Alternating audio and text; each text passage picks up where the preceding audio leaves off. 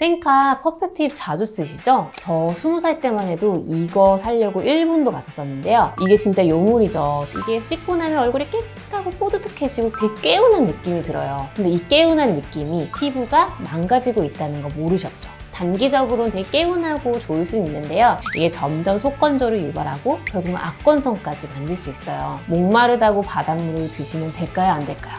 안 되겠죠. 그래서 오늘은 피부과 전문인 제가 어떤 클렌징 폼을 써야 하는지 피부 타입별로 구분해서 말씀드릴게요. 근데 영상 보기 전에 좋아요와 구독, 알림 설정 부탁드릴게요. 그럼 시작해볼까요?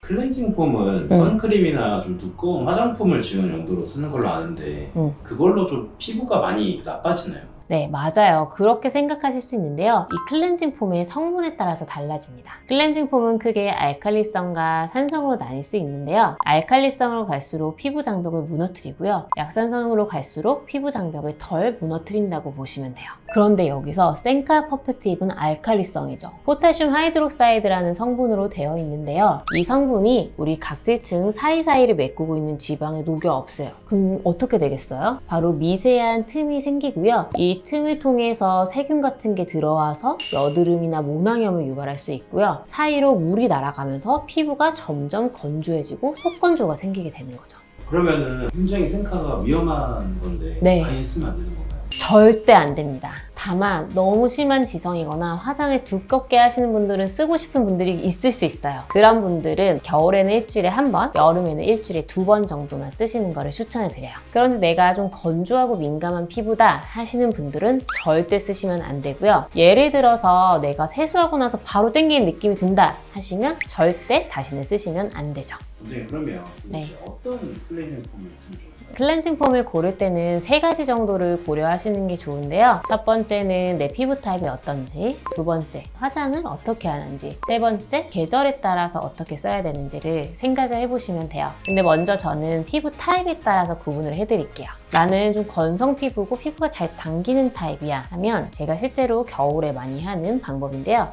이 일리윤 세라마이드 아토 6.0 탑투토 워시를 추천을 드려요. 이게 머리도 감아도 되고 얼굴도 닦아도 되고 몸도 닦아도 된다고 하는데요. 머리는 사실 이걸로 깎으면 냄새가 계속 나서 저는 이걸로 하진 않고요. 얼굴과 몸을 닦을 때 겨울철에 주로 아침에 많이 사용을 합니다. 이전에 말씀드린 것처럼 저는 피부가 겨울철에 좀 건조한 느낌이 많이 들기 때문에 이 제품을 사용하게 되는데요. 네, 제가 이 제품을 추천드리는 이유는 이 제품은 약산성이면서도 계면 활성제가 적당히 들어가 있거든요. 막 땡길 정도로 과하지 않으면서도 막 찜찜함을 남기지 않을 정도, 그 중간 어디쯤을 딱 맞춰서 잘 만들어져 있기 때문에 되게 부드러운 거품이 생기면서 당기지 않으면서도 깨끗하게 씻기는 느낌을 받으실 수 있어요. 근데 나는 화장을 좀 하는 편이다 하시면은 클렌징 밀크나 클렌징 오일 같은 거를 전에 한번 쓰시면 좋을 것 같아요. 두 번째로 나는 좀 피부가 민감해 하시는 분들이 있잖아요. 제가 실제로 피부가 뭐 레이저 받거나 아니면 컨디션 안 좋아서 민감할 때 하는 방법인데 바로 이 닥터지 약산성 클렌징 제품을 씁니다. 저 같은 경우는 피부가 굉장히 민감할 때는 화장을 거의 안 하고요. 제로이드 이지워시 선크림 정도만 바르고 다녀서 단일 세안으로 끝내는데요. 이때 쓰는 게 이 닥터지 제품이고요. 저녁에 닥터지 제품 하나 쓰고 아침에는 그냥 컨디션 안 좋을 때는 물 세안만 하고 화장품을 충분히 발라주는 식으로 관리를 해주고 있어요.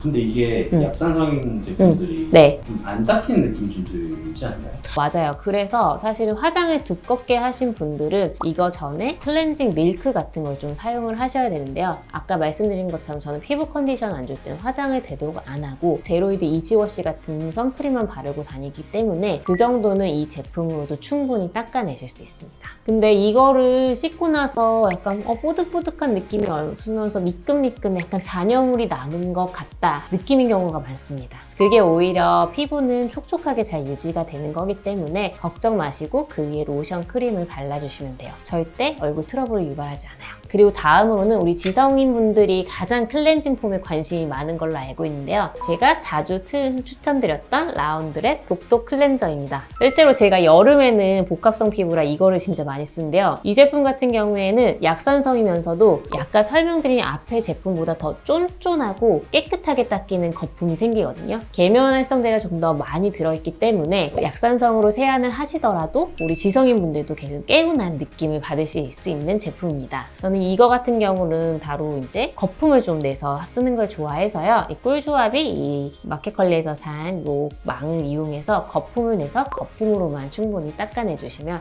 깨끗하게 닦이는 느낌 받으실 수 있어요. 나는 근데 좀 화장을 하는 편이야 하시는 지성인분들은 꼭 제가 예전에도 추천드렸던 한스킨 아하 오일 같은 거를 써서 한번 세안을 해주시고요. 이중 세안, 2차 세안제로 이거를 이용해 주시면 됩니다. 마지막으로는 수부지 피부, 바로 수분 부족 지성인 분들이죠. 지성이면서 나는 피부 장벽이 좀 약해서 건조함도 같이 느껴지시는 분들이에요. 이런 분들한테는 닥터 디퍼런트 제로 클렌저 지성용을 추천해 드릴게요. 이 제품 같은 경우 거품기가 같이 달려 있어서 따로 망 없이 거품을 내서 세안을 하실 수 있습니다. 수부지 피부인 분들, 화장하시는 분들은 당연히 클렌징 밀크를 좀 사용하시거나 클렌징 밀크가 좀 개운하지 않아 하시는 분들은 한스킨 파하 성분에 들어있는 오일을 사용하시면 당김없이 2차 세안을 마무리 지으실 수 있어요. 이렇게 피부 타입에 맞춰서 세안을 하면 피부가 좋아지나요? 절대 안 되죠. 세안법도 중요하거든요. 자, 알려드릴게요. 손에 일단 쭉 짜서 대충 몇 번 문지른 다음에 얼굴에 꾹꾹 손으로 눌러서 세안하시면 절대 안 되고요. 손에 100원 크기 정도 덜어주신 다음에 물을 살짝 묻히고요. 이런 거품망을 이용해서 거품을 충분히 내주세요.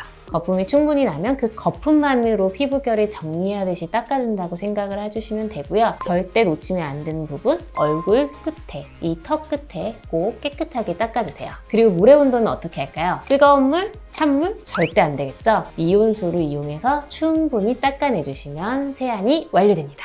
보통 처음 세안제를 딱 사게 되는 게 친구가 좋다고 해서 아니면 인스타 광고 보고 아니면 유튜브 광고 보고 고르는 경우가 많잖아요. 근데 그게 잘 맞았으면 이 영상 안 보고 계시겠죠? 제가 오늘 소개해드린 제품들을 꼭 자기 피부 타입에 맞게 골라 써보시고요. 클렌징 폼 사용으로 얼굴이 좋아졌다 하시면 댓글에 꼭 남겨주세요. 오늘도 이 영상이 도움이 되셨다면 좋아요와 구독, 알림 설정까지 부탁드리고요. 주변 클렌징 폼 유목민들한테도 꼭 추천해주세요. 이상으로 피부 조화장이었습니다. 안녕!